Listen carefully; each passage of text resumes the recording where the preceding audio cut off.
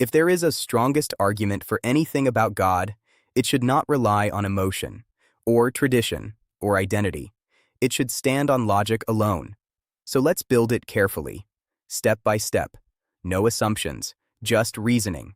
Start with the definition.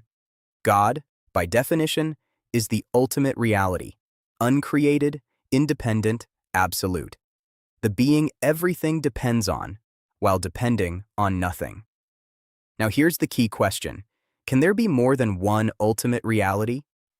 At first it sounds possible, but the moment you define ultimate clearly, the answer starts to collapse. Because if there are two ultimate beings, they must either be identical or different. Let's test both. If they are identical in every way, power, knowledge, will, then there is no meaningful distinction between them. And if there is no distinction, you don't have two beings, you have one. Now, if they are different, then something separates them, a difference in will, or action, or capacity. But the moment difference exists, limitation enters because each one is not the other, and that not creates boundaries. But the ultimate being cannot be bounded. So difference destroys absoluteness. Either way, the idea fails. Now take it deeper. Can there be two all-powerful beings? If one can do something the other cannot, then one is limited. If neither can override the other, both are limited. And if they always agree perfectly, then distinction disappears again. So the concept collapses under every version, not emotionally, logically. Now go further. Ultimate authority means final control over reality.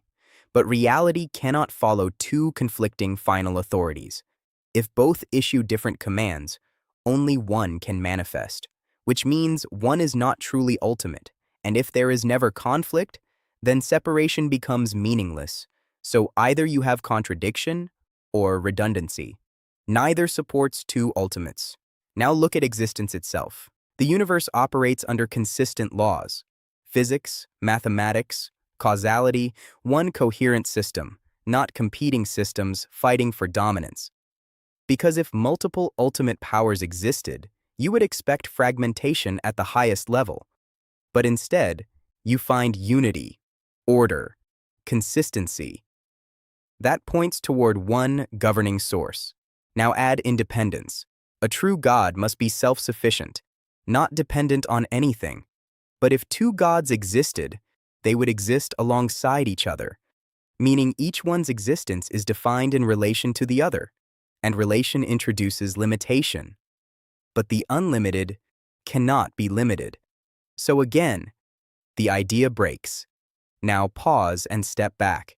Every path you take, definition, power, authority, existence, leads to the same conclusion. Multiple gods cannot exist as ultimate beings without contradiction. So the strongest argument for one God is not complexity, it's elimination. Remove contradiction. Remove limitation. Remove redundancy. What remains is simple: one ultimate being, absolute, independent, without equal. And here's the important part. This isn't just a philosophical preference, it's structural logic, because reality itself demands a final source of authority, not multiple competing absolutes. 1. Now here's the uncomfortable truth. Most people never examine their belief at this depth. They inherit it from family, from culture, from environment, and then defend it emotionally, instead of testing it logically. But truth does not depend on comfort. It depends on consistency. And when you apply consistency without exception, the idea of one God remains intact, not because it's simple, but because it survives every test. So the real question is not, what do I prefer to believe? It's, what actually holds up under logic? And when you follow that honestly, you don't end up with confusion. You end up with clarity. One God, absolute, undivided. And that conclusion doesn't need reinforcement. It just needs recognition. If this changed your perspective, subscribe, because the next video might challenge how you see everything you think you know.